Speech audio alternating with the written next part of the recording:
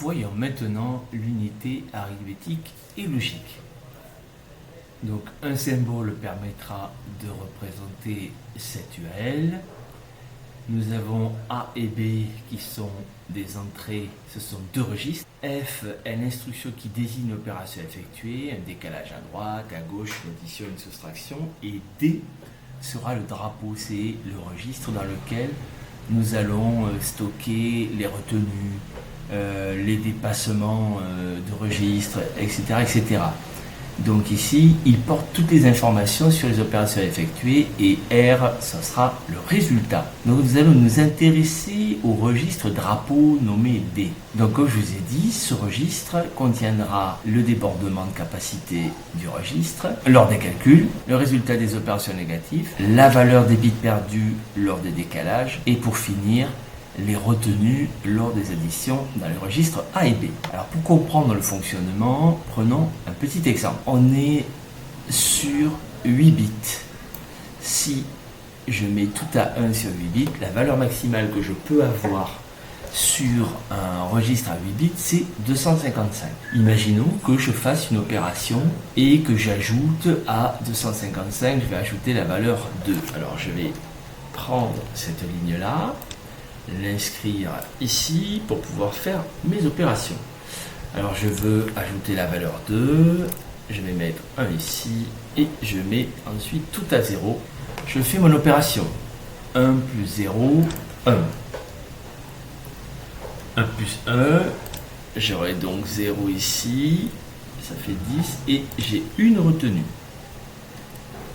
1 plus 1, ça fait 10, j'aurai 0. Une retenue. 10, toujours pareil, 0, une retenue.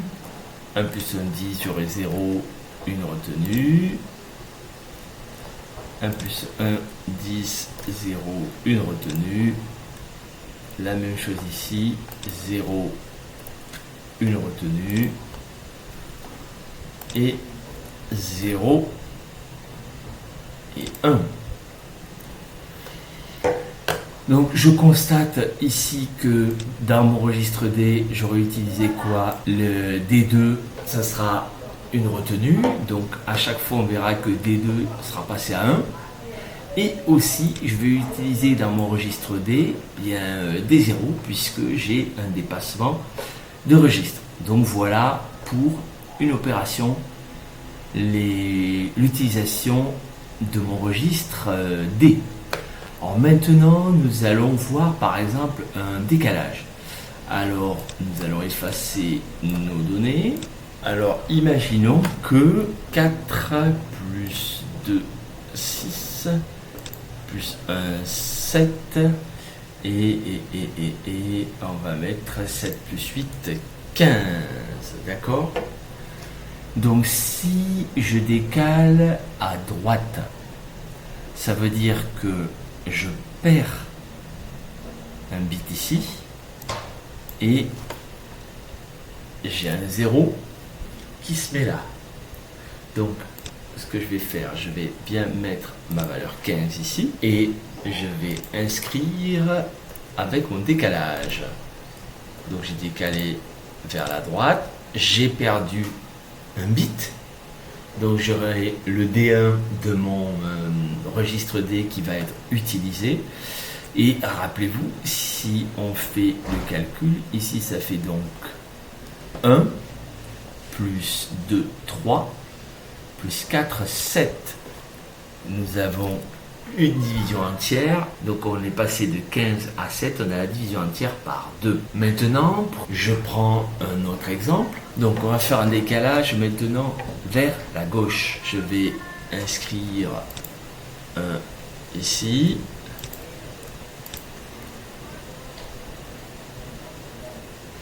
Je donc mets 4, 1. Et là, je mets mon 0. Et on voit ici que sur 8 bits, en fait, j'ai eu un décalage, mais je n'ai rien perdu puisque je ne suis pas sorti de mes bits. Donc si je fais le compte, 2 plus 4, 6, plus 8, 14, 14 et 16, 30. Et j'ai bien multiplié par 2. Mais on est d'accord que, comme j'avais une valeur de 15 bien en deçà de mes 8 bits, et bien quand j'ai fait mon décalage à gauche, j'ai multiplié par 2, mais je n'ai eu aucune perte, donc je n'utiliserai pas mon registre D. Voilà comment mon registre D peut être sollicité. À vous maintenant de répondre à ces questions, et je vous dis à tout de suite pour que l'on puisse voir ensemble le registre F.